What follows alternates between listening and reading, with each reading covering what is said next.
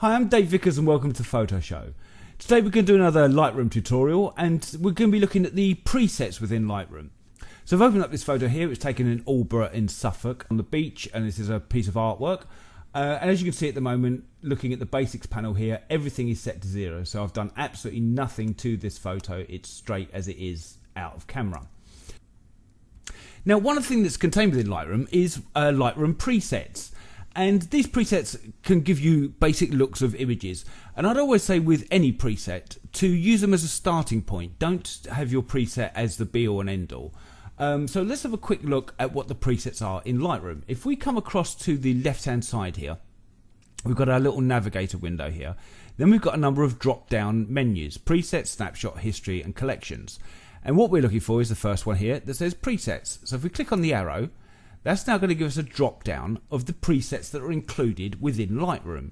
So let's go through them quickly. At the top here we have Lightroom black and white filter presets. So if we click the arrow for that, for the drop down, now you can see we've got a bunch of different options. If we scroll over them, you can see in the navigator window up here that it'll give you a little preview of what the filter is going to affect the image to look like.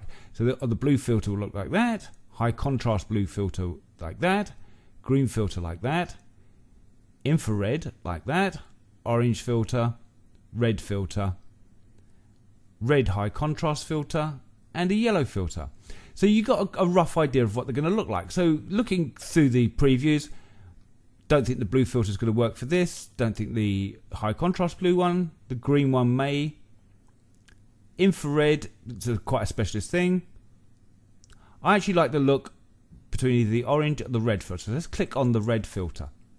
And you can see now that that red filter has now been applied to our image. If we look across at our basic panel, it's now switched to black and white, and the histogram is reflecting that it is a black and white image. As I was saying, these filters are starting points. So now what you can actually do is now go into your basic panel and do some more localized adjustments if you wanted to.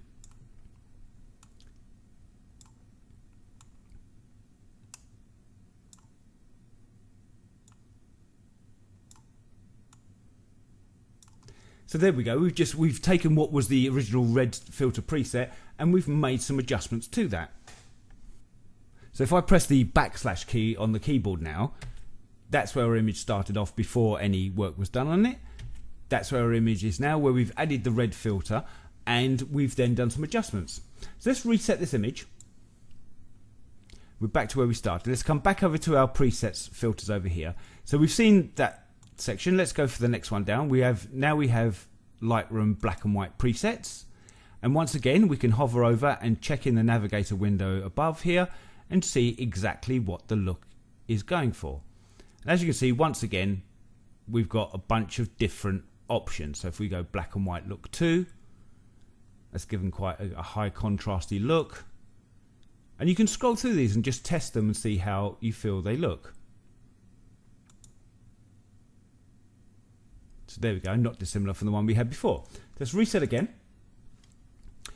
Come back, and the next set down is black and white toned presets, and these will give an aged kind of look. That one's antique, antique light, cream tone, cyanotone, selenium tone, sepia tone, and a number of different split toning options as well. And as you can see over on this side, various things are being applied to the image to give these effects. You can see there's a tone curve in here, and there's also a split toning going on as well there. So let's reset again, and we'll go through the next batch as well. I'm just whizzing through these quickly. As I said, these are really just to give you some ideas, some starting points. If you're looking at an image and you're stuck, give the presets a look and see where you get to. So the next one down after that is Lightroom color presets, and we've got aged photo, which is a really nice look. I've got to admit, that's a really nice starting point for an image. It's definitely changed. If we did the black backslash now, there's the original image. It's given it a much more subtle coloring, more of a coppery tone to everything. Bleach bypass. And a lot of these are based on old film processing methods, like a bleach bypass was as a way of processing transparency film. We then have cross processing, and cross process was when you either took color negative film and processed it as if it was a transparency film, or transparency film and processed it as if it was a negative film. And these give some really nice looks. So there we go, that's that set. Let's go for the next one down. The next one down is Lightroom effects presets, and these are more like, these are, as you can see here, grain heavy. So these are more just giving an effect to the image. If we zoom in here, you can see the grain that's been added to this image. So if we go grain light, you can see now it's a lighter version of the grain medium. And you can see the difference between there. It's giving the effect of grain that you would have had on film. We'll zoom back out. The next one here is rounded corners black. And you can see it's added rounded corners white. Once again. And then 2 vignette options. There we go, adding vignettes back to the image. Let's reset the image again. Back to where we started. And the last one we're going to look at today is the general preset. So we have auto tone, and that's just basically just going to give an automatic toning to the image, just to balance up the tone. Medium contrast curve,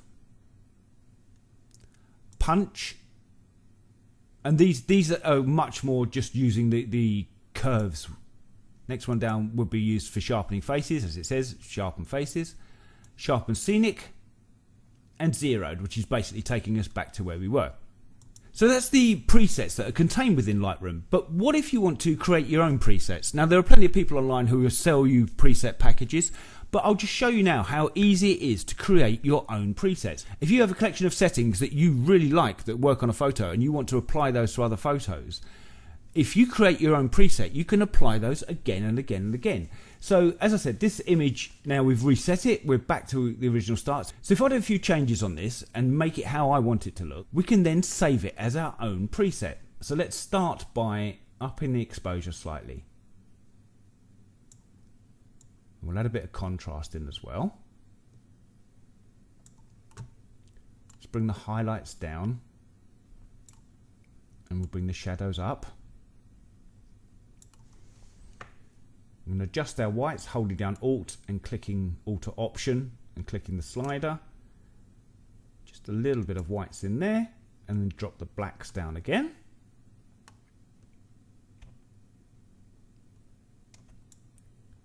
There we go. Let's add a bit of clarity.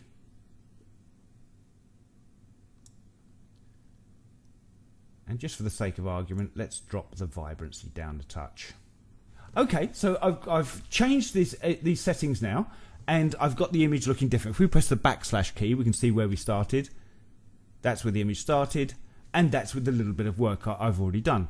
Now, let's say I wanted to save this as my own preset. What we do now, we come across to our presets palette here on the left-hand side, and we have a little plus here.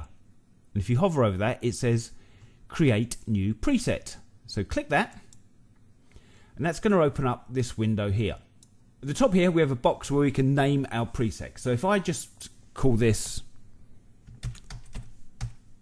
Basic 1. Next down, we have options for folders. And here it says User Presets. So this means it will be saved in a section called User Presets. Or you can create a new folder. So let's create a new folder. So new folder, and we're going to title this folder Dave's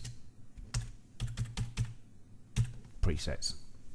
Click Create, and now you can see here we have the name of our new preset is Basic 1. The name of our new folder is Dave's Presets. If we come across to our preset palette on the left hand side, at the top now we have a selection called Dave's Presets. Next thing we're going to do is we're going to click Check All here. And that's going to check all of these boxes. So any adjustments that you've made to your image will be included in this preset. Now a lot of these we haven't used. I've just basically used the basic area here. But if you would use other areas here, these will be included. So we check them all to make sure that nothing's missing. Click Create. And now you can see over here in our presets palette, under Dave's presets, we have basic 1. If we close it down, we have Dave's presets, which is the folder I created. Click the arrow, and then we have basic 1, which was the preset that we created. So if I reset the image, so we're now back to the beginning. You can see on the basic panel here on the right hand side, everything is zeroed out again. We come across to our presets palette, and under Dave's presets, we click basic 1. You can see the image has now changed, and if we look here on our basics panel, there are all the settings that we put in when we created the basics 1 preset. And you don't just have to use it on this image, you can now use it on other images. So let's open up a second image.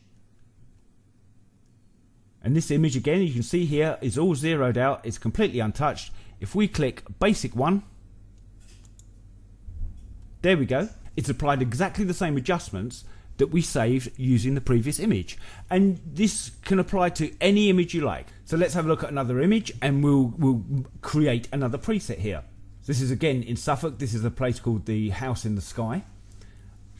And let's make a few adjustments. So let's up the contrast a bit. Let's drop the exposure back a touch. Close down the highlights so we've got some sky showing through there. Open up our shadows.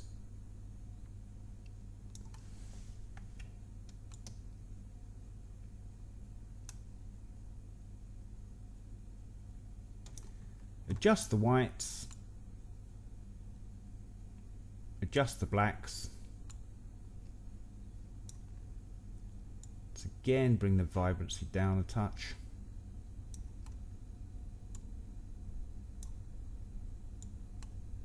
And we'll add a curves adjustment as well. Okay, so let's say we're happy with that. Now what we want to do is we want to save this as our own preset. So let's click on Create New Preset. As you can see here, we're already in Dave's preset, so all we need to do is to name the actual preset. So you can name it whatever you want to call it. Let's call it Basic Punch. We've added a bit of punch back into the image. Basic Punch 1. Click Create, and now we can see over here in our presets palette under Dave's presets we had the basic one we created earlier and the basic punch. So now let's reset the image. That's where we started. We can come over to our presets palette here, click the basic one that we did first time. And as I said, these can work as a starting point. So, yeah, the basic one that we created for the last image doesn't work as well on this, but it is giving us a starting point to work from. And then we go to Basic Punch, which is the one we've just created. There we go.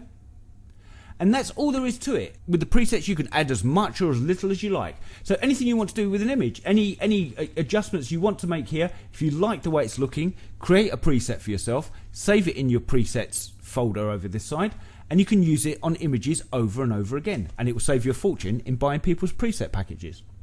So for now, I hope this is helpful. I'm Dave Vickers. This is The Photo Show. Thanks for watching. See you next time.